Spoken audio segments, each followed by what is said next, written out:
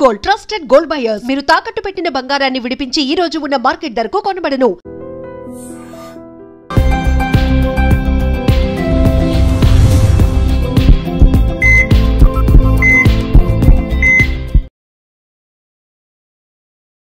అందరికీ నమస్కారం. Welcome to healthy conversations with I dream media. నేను మీ ఛాన్సీ. సో ఈ రోజు మనతో ఉన్నారు వంటింటి చిట్కాలకు కేర్ ఆఫ్ అడ్రస్ అయిన మధుసూదన్ శర్మ గారు. వెరికోస్ వెయిన్స్ ఈ విషయానికి వస్తే పురుషుల్లో ఎక్కువగా కనిపించే ఈ సమస్య నుంచి మనం ఎలా బయటపడాలి, అసలు వెరికోస్ వెయిన్ అనేది ఎందుకు వస్తుంది? మనం చూసుకున్నట్లయితే కాళ్ళంతా కూడా నరాలు చాలా వాపుగా బయటికి కనిపిస్తూ ఉంటాయి, చాలా ఉబ్బినట్టుగా రెడ్గా రక్తనాళాలు కూడా బయటికి కనిపిస్తూ ఉంటాయి. మరి ఈ సమస్య నుంచి ఎలా బయటపడాలో అడిగి తెలుసుకుందాము. నమస్తే అండి. నమస్తే మా. వెరికోస్ వెయిన్ విషయానికి వస్తే నార్మల్గా ఏదైనా పెయిన్స్ కానీ అలాంటివి అయితే మేనేజబుల్గా చేసుకోవచ్చు. మరి వెరికోస్ వెయిన్ విషయంలో ఎలాంటి వైద్యపరమైన విధానాలు ఉంటాయి, అసలు రాకుండా ఎలాంటి జాగ్రత్తలు తీసుకోవాలి? ఈ వెరికోస్ వెయిన్స్ అమ్మా ఎక్కువ గంటల తరబడి కూర్చున్నా ఈ సమస్య వస్తుందమ్మా.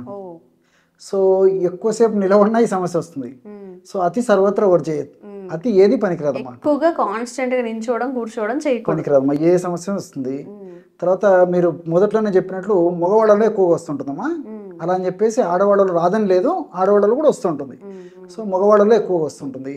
ఈ వెరికోస్ వెయిన్స్ సమస్య వచ్చినప్పుడు ప్రాథమిక దశలో ఎలాంటి లక్షణాలు ఉండవమ్మా.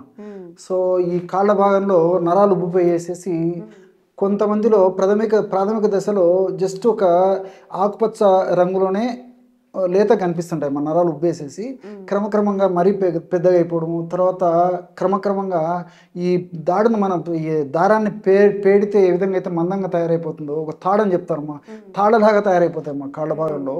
సో ప్రాథమిక దశలో అంత ఇబ్బంది ఉండదు, కానీ ఈ సమస్య పెరిగిపోయే కొద్దీ స్టార్ట్ అవుతాయి లక్షణాలు.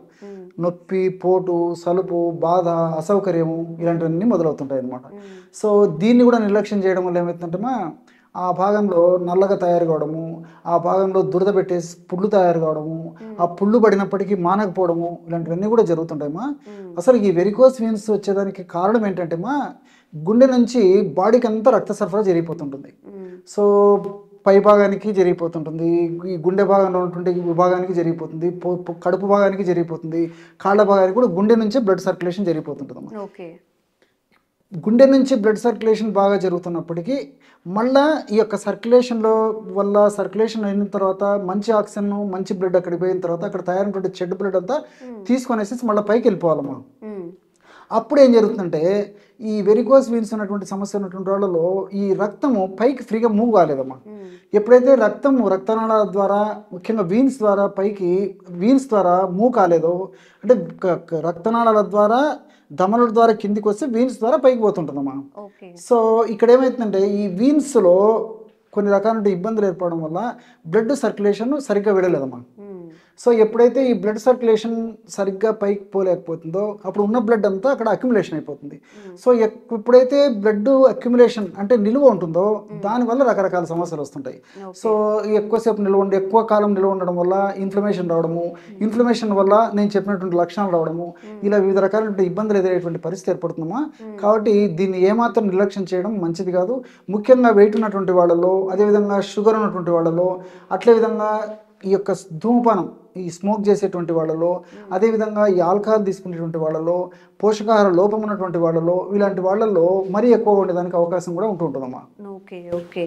మరి దీనికి మన ఆయుర్వేదంలో ఎలాంటి చికిత్స ఉంది సార్? ఒకవేళ ఇంట్లో ఏదన్నా మనం మందుని తయారు చేసుకోవడానికి కానీ, లేకపోతే ఏదైనా ఆయుర్వేదిక్ స్టోర్లో ఇన్స్టంట్ రిలీఫ్ కోసం ఏదైనా మెడిసిన్ ఉండిందా?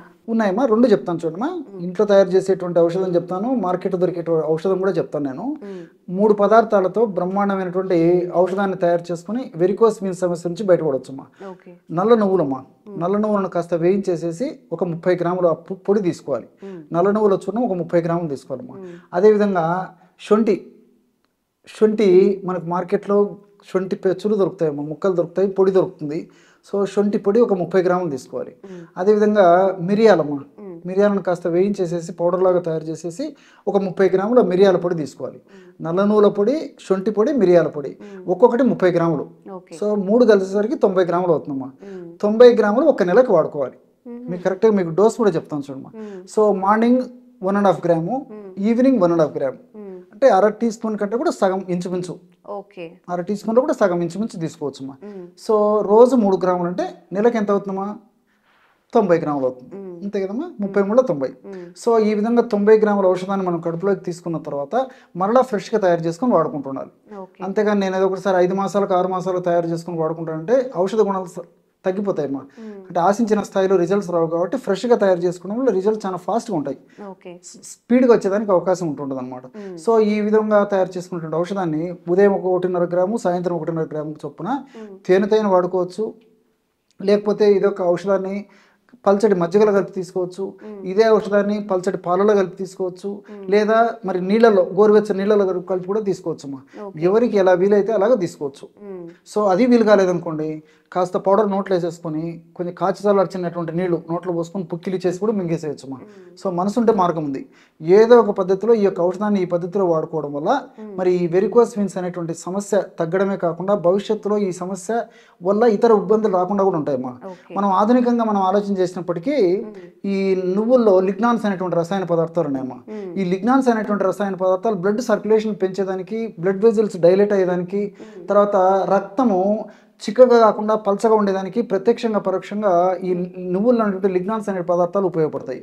అంతేకాకుండా ఇప్పుడు శొంఠి శొంఠిలో జింజరాలు, షాగోలు అనేటువంటి రసాయన పదార్థాలు కూడా ఈ యొక్క రక్తనాళాలను వ్యాకోచపరచడమే కాకుండా బ్లడ్ సర్క్యులేషన్ బాగా పెంపొందించడమే కాకుండా ఆ భాగంలో నొప్పి, పోటు, వాపు, బాధ, సలుపు, అసౌకర్యం ఇలాంటి రాకుండా కూడా చేసేటువంటి శక్తి ఈ యొక్క శొంఠిలో ఉన్నటువంటి జింజరాల్లో, షాగోలో ఉందమ్మా. అట్లే మిరియాల్లో పెప్పరిన్ అనేటువంటి రసాయన పదార్థం ఉంది. ఈ పెప్పరిన్ అనేటువంటి రసాయన పదార్థము ఈ బ్లడ్ను పల్చగా చేసేటువంటి గుణం ఉండడమే కాకుండా రక్త ప్రసారాన్ని కూడా ఫాస్ట్గా చేసేటువంటి గుణము ఈ పెప్పరిన్ అనేటువంటి రసాయన పదార్థంలో ఉంది. సో ఈ 3 పదార్థాలు కలిపి మనం ఈ విధంగా ఔషధంగా తయారు చేసుకుని వాడుకుంటుండడం వల్ల ఫలితాలు చాలా శీఘ్రంగా, త్వరగా, సత్వరమే వచ్చేందుకు అవకాశం ఏర్పడుతుందమ్మా. ఇది మనం ఇంట్లో తయారు చేసుకోదగ్గ ఔషధం. మరి మార్కెట్లో దొరికేటువంటి ఔషధాల గురించి మనం ఆలోచన చేసినట్లయితే ఈ లక్షణాది ఒకటి అని చెప్పేసి దొరుకుతుందమ్మా. లక్షణం అంటే వెల్లుల్లి. ఆధునిక వైద్య విజ్ఞానం ప్రకారం కూడా, ఆధునిక వైద్య పద్ధతిలో చేసినటువంటి పరిశోధనల్లో కూడా ఈ యొక్క లక్షణ అంటే గార్లిక్, వెల్లుల్లి ఈ వెరికోస్ వీన్స్ అనేటువంటి సమస్యలో చక్కగా పనిచేస్తుందని చెప్పేసి మరి నిరూపణ కూడా జరిగిందమ్మా. సో ఆ విధంగా వెల్లుల్లిని ప్రధానంగా ఉపయోగించి తయారు చేసినటువంటి ఔషధాన్ని వేలాది సంవత్సరాల క్రితమే ఆయుర్వేద మహర్షులు మనకు అందించడం జరిగిందమ్మా. లక్షణాది వటి, లక్షణ అంటే వెల్లుల్లి.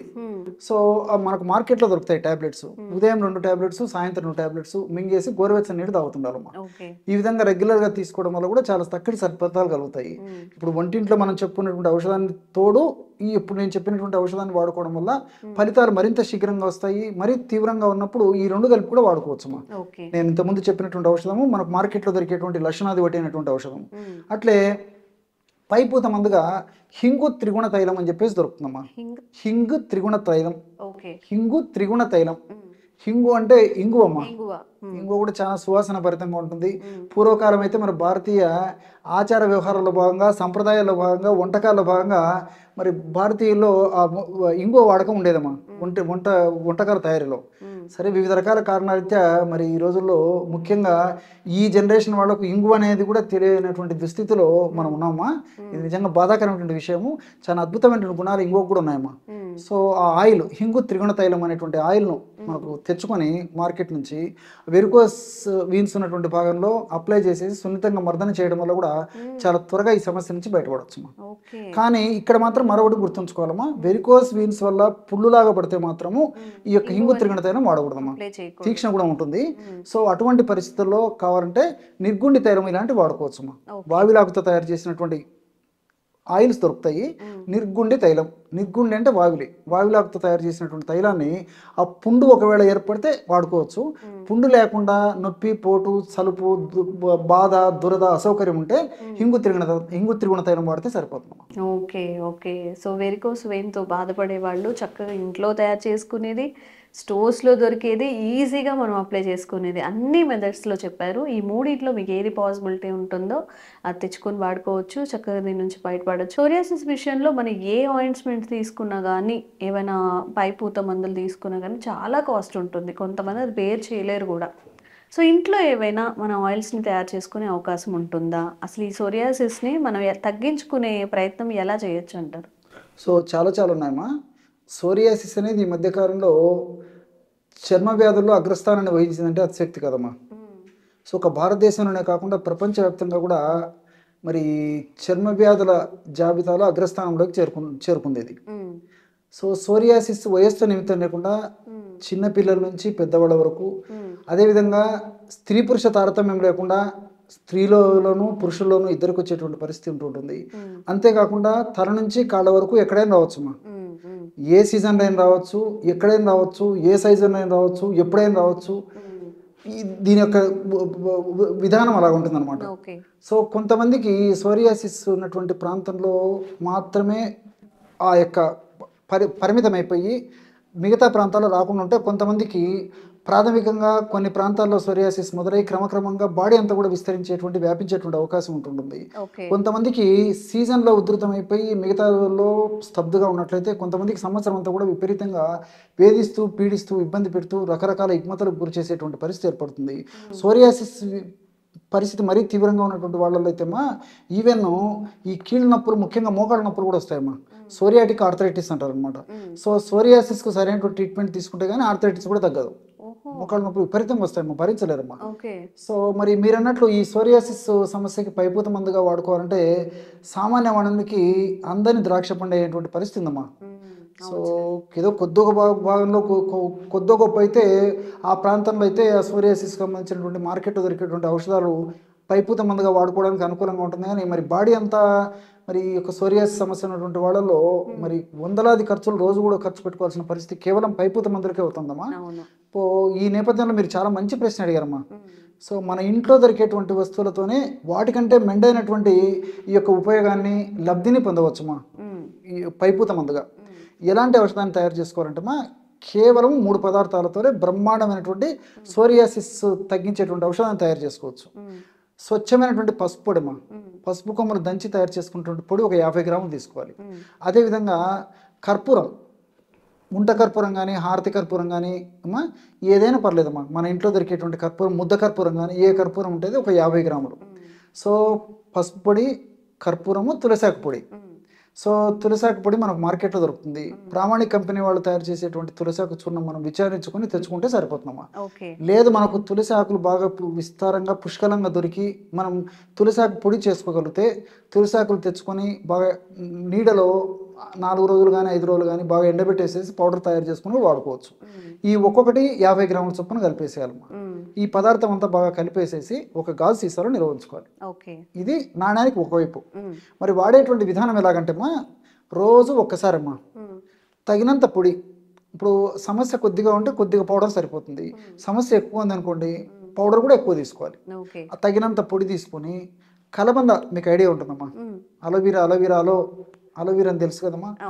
గ్రామాలు, పట్టణాలు, నగరాలతో నిమిత్తం లేకుండా ప్రతి చోట దొరుకుతుంది.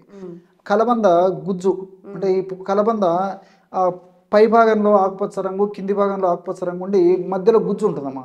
ఆ గుజ్జును మనం చిన్న చాకుతో కానీ చిన్న స్పూన్తో కానీ తొలగించేసి ఆ గుజ్జును కాస్త మిక్సీలో వేసేస్తే అంత మిక్స్ అయిపోతుందమ్మా.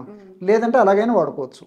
సో ఈ తగినంత మనం చెప్పుకున్నటువంటి ఈ చూర్ణంలో అంటే పసుపు, అదేవిధంగా కర్పూరము, తులసాకు పొడిలో కలబంద గుజ్జు తగినంత వేసేసి బాగా ఒక తేనె లాంటి కాన్సిస్టెన్సీ వచ్చేటట్టు తయారు చేసుకోవాలమ్మా. ఒక ఆయిల్ లాంటి కాన్సిస్టెన్సీ అనుకోండి. సో ఆ విధంగా తయారు చేసుకొని సోరియాసిస్ సమస్య ఎక్కడుందో ఆ భాగంలో అప్లై చేసి సున్నితంగా మర్దం చేసేయాలి. తర్వాత మళ్ళీ అదే ఆయిల్ని అప్లై చేసేయాలి. అదే మెడిసిన్ని, నాట్ ఆయిల్, అదే మెడిసిన్ అప్లై చేసేసి ఒక గంట సేపు ఉన్న తర్వాత కాస్త గోరువెచ్చని నీళ్ళతో స్నానం చేయడం కానీ తుడిచేయడం కానీ చేస్తున్నారమ్మా. ఈ విధంగా క్రమం తప్పకుండా చేయడం వల్ల చాలా త్వరగా, శీఘ్రంగా, వెంటనే, సత్వరమే సోరియాసిస్ వల్ల కలిగేటువంటి అసౌకర్యము, బాధ, సలుపు, దురద, మంట ఇలాంటి లక్షణాలన్నీ తగ్గిపోతాయి. పొట్టు రాలడము తగ్గిపోతుంది. అదేవిధంగా సోరియాసిస్ ఉన్నటువంటి భాగంలో పొట్టు కిందనే ఎర్రగా ఉంటుందమ్మా. ఆ పొట్టు లేచిపోయినప్పుడు బాగా ఎర్రగా రక్త బిందు మాదిరి కూడా కనిపిస్తూ ఉంటుంది. ఆ ఎరుపుదనం అంతా తగ్గిపోతుంది.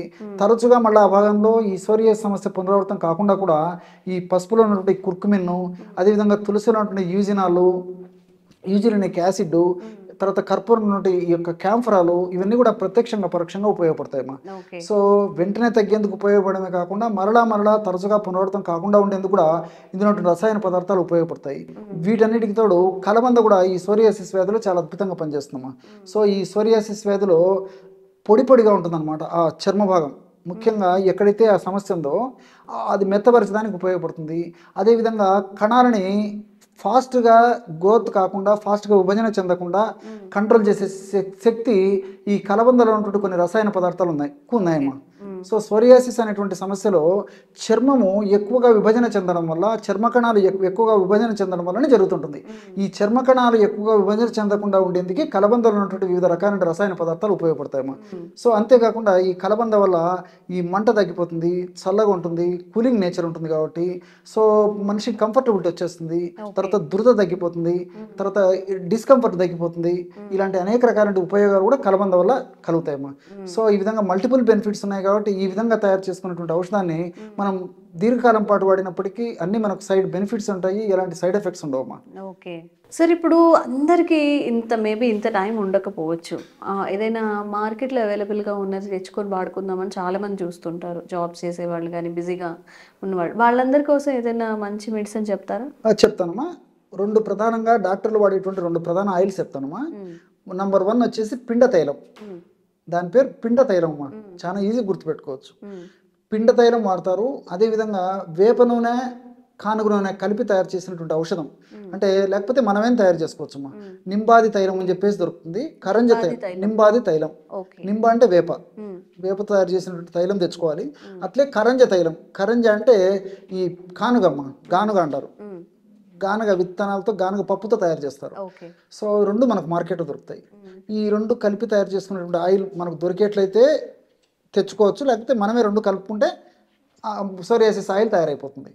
సో ఈ పిండ తైలము సోరియాసిస్ భాగంలో మంట ప్రధానంగా ఉన్నప్పుడు పిండ తైలం వాడాలమ్మా. దురద, నొప్పి ప్రధానంగా ఉన్నప్పుడు ఈ యొక్క నింబాది తైలము, కరంజ తైలము కలిపి తయారు చేసుకున్నటువంటి ఔషధం వాడుకోవాలి. ఇది కొంచెం గుర్తెరిగి వాడుకుంటే సరిపోతుంది. సోరియాసిస్లో మంట ప్రధానంగా ఉంటే పిండ తైలము, లేదా నొప్పి దురద ప్రధానంగా ఉంటే నింబాది తైలము, కరంజ తైలము కలిపి వాడుకోవాలి. లేకపోతే అది 2 ఉన్నాయనుకోండి, అదొక పూట ఇదొక పూట వాడుకోవాలి. పరిస్థితిని బట్టి వాడుకుంటే సరిపోతుందమ్మా. కాబట్టి నేను చెప్పినట్లు, మొదట్లో చెప్పినట్లు మనం సొంతం తయారు చేసుకుని వాడుకోవచ్చు. లేదంటే మరి వీలు కానటువంటి వాళ్ళు ఈ విధంగా మార్కెట్లో ఇలాంటి ఫేమస్ మెడిసిన్స్ తెచ్చుకొని వాడుకున్న ఆ సమస్య నుంచి బయటపడవచ్చు. ఓకే మరి సోరియాసిస్తో బాధపడే వాళ్ళందరూ కూడా మీకు అసలు ఎలా అవైలబుల్ ఉంటే అలాగ ఇంట్లో తయారు చేసుకుని బయట దొరికేవి అన్నీ కూడా మెన్షన్ చేసి ఇప్పుడు చెప్పారు కాబట్టి మీ సిచ్యువేషన్ని బట్టి మీరు ఆ మెడిసిన్ని తీసుకొచ్చుకొని ఇంట్లో తయారు చేసుకోవచ్చు, లేదా బయట కొనుక్కొని కూడా వాడుకొని సమస్య నుంచి త్వరగా బయటపడవచ్చు. అండ్ ఇంకెలాంటి ప్రాబ్లమ్స్ ఉన్నా కామెంట్ చేయండి, తప్పకుండా క్లారిఫికేషన్ ఇచ్చి మీ సమస్యకు పరిష్కారం ఇచ్చే ప్రయత్నం మధుసూదన్ సార్తో చేస్తూనే ఉంటాము. Thank you so much sir. నమస్తే. And for more videos, please subscribe to iDream. Please subscribe to iDream. Please subscribe iDream. And please subscribe to iDream. For more videos, subscribe to iDream. please like, share and subscribe to the channel. Congratulations, iDream. Subscribe to iDream. Subscribe to iDream. So subscribe to iDream Media. iDream team andarki huge congratulations. Please subscribe iDream Media. Please subscribe to iDream. Subscribe iDream. Please subscribe to iDream. iDream అంటే నా కళల ఛానల్ను subscribe చేసుకున్న నోరు తిరుగుతలేదు, మీరైతే గంట గుర్తు కొట్టండి. For more such videos, please subscribe to iDream. Subscribe to iDream. Please subscribe to iDream. Please subscribe iDream Media. Please do subscribe to iDream. Please subscribe to iDream Media. For best entertainment and information, please subscribe iDream. And don't forget to subscribe to iDream.